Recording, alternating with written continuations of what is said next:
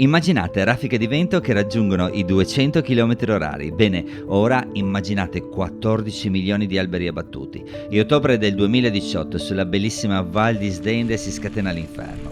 Sono passati 7 anni e questa è la storia di una terra che ha saputo risorgere perché la natura funziona così, ha tanta forza, risponde con tanta forza.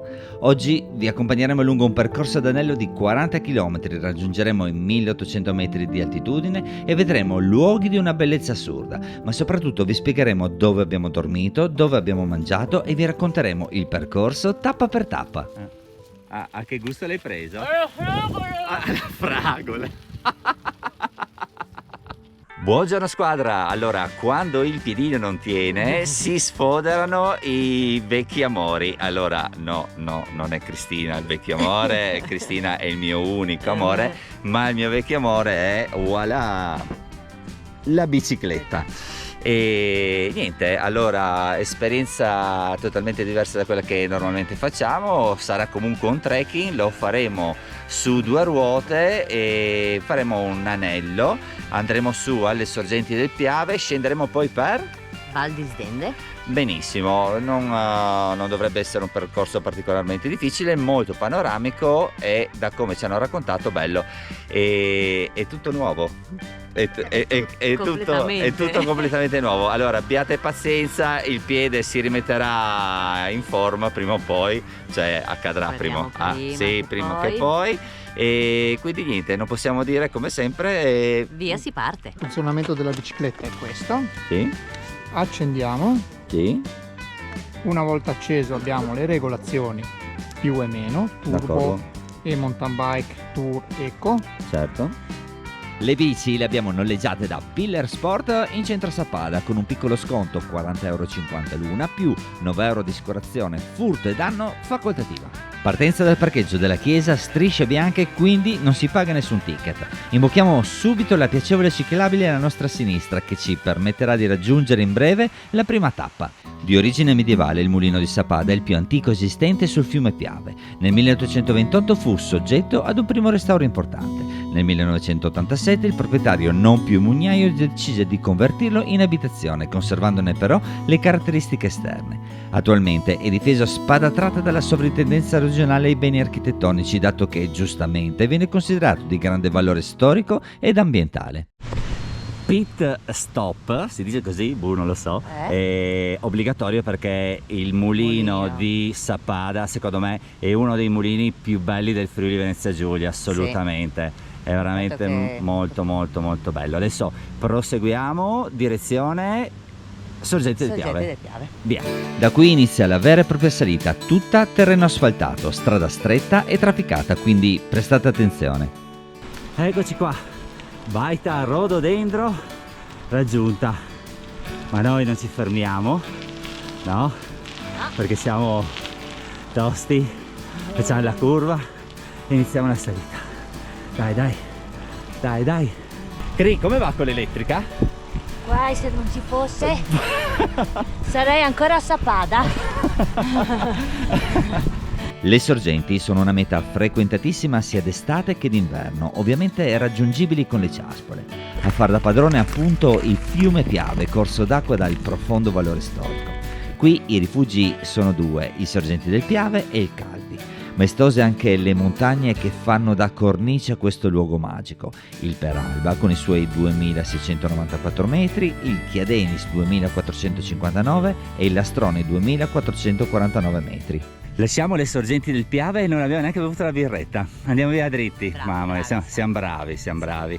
E lasciamo la chiesetta alla nostra destra e prendiamo il sentiero a sinistra, giusto? Che ci porterà Val di Sdende. Ok, e qua inizia un bello sterrato. Non lo so, vediamo com'è. Per raggiungere la vallata si affronta una strada bianca di difficoltà media, segnata da continui tornanti e diversi solchi sul terreno creati da piogge, quindi prestate attenzione. Allora, guardate la faccia concentrata di Cri, ecco, giusto per essere preciso non sto registrando in slow motion, sta scendendo a 1 chilometro all'ora. Bene, siamo domenica, credo che saremo a valle, se tutto va bene, nel tardo pomeriggio di giovedì. Bel giro di tornanti, qualcuno anche un po' difficilino, almeno per noi che siamo dilettanti. Ok, ma anche per me. E siamo arrivati a un bivio, alla nostra destra proseguiamo verso il Giro delle Malghe e invece scendendo giù andiamo in Val Visdende. Ecco, se proprio devo dire, unica nota negativa è stata trovare la strada a valle bloccata da una catasta di tronchi e mezzi pesanti. A monte non vi era alcun cartello che segnalasse questo disagio, creando un'inutile situazione di pericolo. Io e Cri ci siamo arrangiati portando una bici alla volta dall'altra parte, unica soluzione dato che non vi era la possibilità di risalire.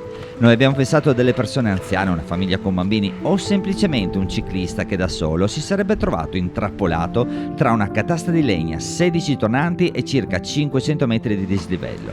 Sicuramente una grave mancanza da parte dell'amministrazione comunale. Ali mortacci. Cavoli. Cri, sei pronta? Beh, vedo che ci hai preso gusto. Un po'. Poi insomma, questo è un po' più... Dai, vai. La Val Visdende è un'oasi naturalistica incontaminata situata nell'Alto Veneto tra Santo Stefano di Cadore e Sappada. Questa valle è apprezzata per i suoi boschi di abeti rossi, la rete di sentieri per passeggiate ed escursioni e per essere un luogo dove rilassarsi immersi nella natura.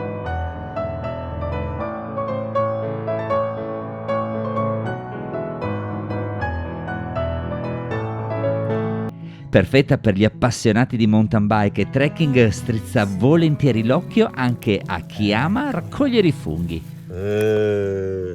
Ah, che meraviglia! Sappada 2025. Cos'è il 20?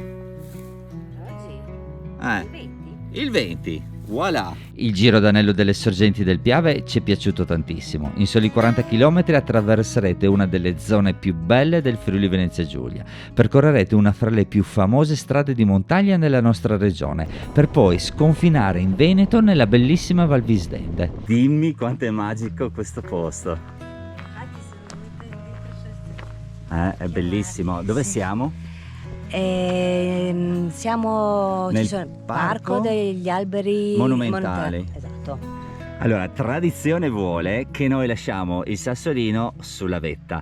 Ovviamente in questo periodo vette non ci sono e quindi abbiamo deciso di lasciarlo in un posto magico e speciale e questo lo è assolutamente. Quindi Cristina mostra il sassolino che hai fatto, bellissimo, e quindi cambia anche la frase a sto punto. Chi lo trova lo porta in un altro posto magico. Esatto. Ok.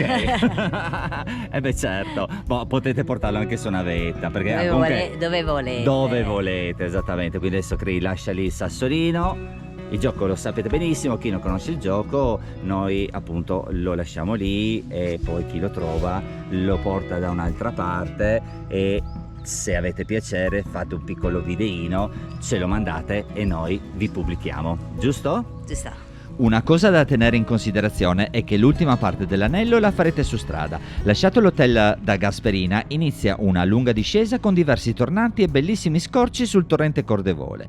Poi, in seguito, percorrerete la statale fino a raggiungere il paese di Sappada, quindi prestate attenzione. Allora, 2 info utili per chi volesse passare un week in furgone o camper come abbiamo fatto noi. Abbiamo pernottato presso la sosta camper attrezzata dell'albergo da Gasperina. Situata in una posizione privilegiata, a soli 21 euro a notte potrete usufruire dei servizi igienici, docce, lavabo, corrente elettrica e scarico acque grigie. Siccome l'albergo ha la cucina abbiamo scelto di cenare lì e vi assicuro che abbiamo mangiato molto bene. Personale gentile e professionale, prezzi corretti. Bene squadra, a son di camminare ci sono spuntate le ruote, ci saranno tanti altri video in mountain bike. Nel prossimo vi racconteremo le nostre vacanze in Austria, tanta bici e tanto trekking. Iscrivetevi al canale perché prima o poi potremo tornarvi utili, quindi zaino in spalla, casco allacciato e luci accese. Ah no, quella era un'altra storia. E ciao a tutti, iscrivetevi al canale.